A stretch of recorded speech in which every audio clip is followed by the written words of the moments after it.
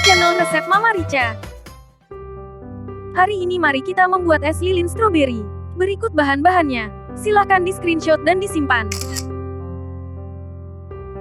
Bersihkan stroberi. Buang tangkai dan daun bagian atasnya yang berwarna hijau. Lalu cuci bersih. Setelah itu potong-potong stroberi menjadi beberapa bagian kecil. Atau dibelah dua saja juga boleh. Kemudian blender stroberi sampai halus. Jika kalian punya stok stroberi beku di kulkas atau freezer, kalian juga bisa pakai stroberi beku untuk bikin es lilin stroberi ini.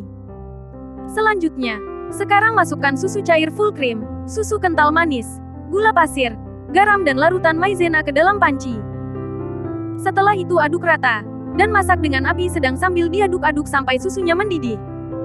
Masukkan stroberi, masak dengan api kecil sebentar saja, lalu matikan apinya dan diamkan sampai hangat. Setelah hangat dan bisa dipegang pakai tangan, masukkan susu stroberi ke dalam plastik es lilin, lalu ikat pakai karet atau tali.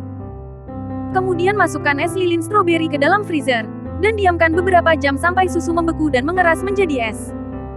Setelah beku, es lilin stroberi pun siap untuk disajikan, dan dinikmati bersama dengan keluarga tercinta di rumah.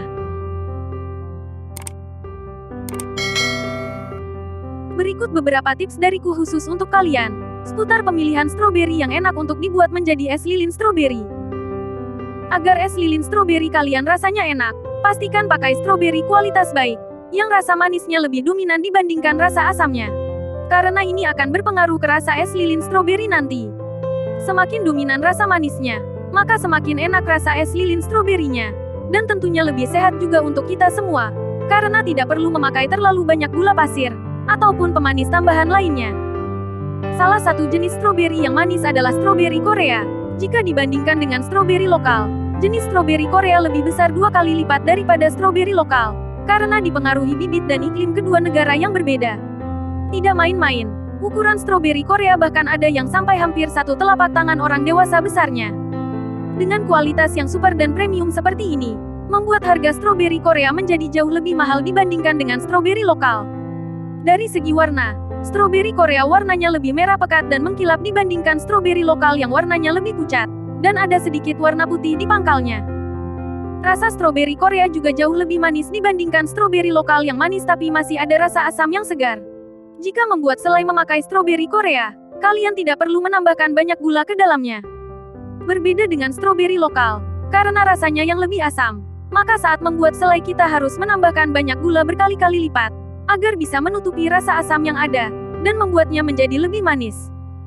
Tapi pada akhirnya, semua balik lagi ke selera kalian masing-masing sukanya yang mana. Jika kalian suka dengan selai yang ada rasa asam-asam segarnya, maka pakailah stroberi lokal. Jika ingin selai yang manis, maka pakailah stroberi Korea.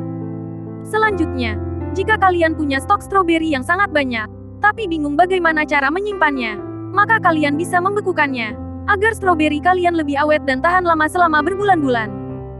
Pertama, kalian harus cuci bersih terlebih dahulu stroberinya sampai bersih. Dan ingat untuk selalu memisahkan stroberi yang sudah tidak bagus atau sudah kurang bagus.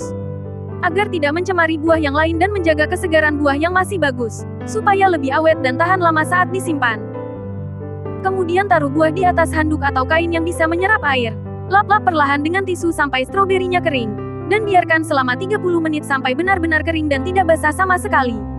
Stroberi harus kering dan tidak boleh basah, karena air bisa membuat buah cepat membusuk dan lembek. Setelah buahnya kering, kupas dan buang bagian atas tangkainya. Dan kalau buahnya ukurannya besar, kalian bisa belah jadi 2 atau beberapa bagian kecil, agar setelah buahnya beku dan keras nanti lebih mudah diolah.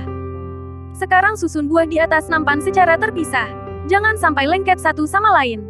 Lalu bekukan di kulkas bagian freezer atas selama beberapa jam sampai stroberi beku, dan permukaannya tampak putih seperti diselimuti salju.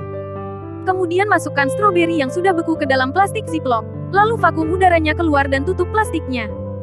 Simpan stroberi kembali ke dalam kulkas bagian freezer atas. Dengan cara seperti ini, stroberi akan awet dan tahan selama berbulan-bulan. Pada umumnya, stroberi beku bisa bertahan selama 6 bulan lamanya, tapi perlu diingat, jika tampilan dan tekstur stroberi beku setelah dicairkan nanti tidak akan sama seperti stroberi segar yang baru dipetik.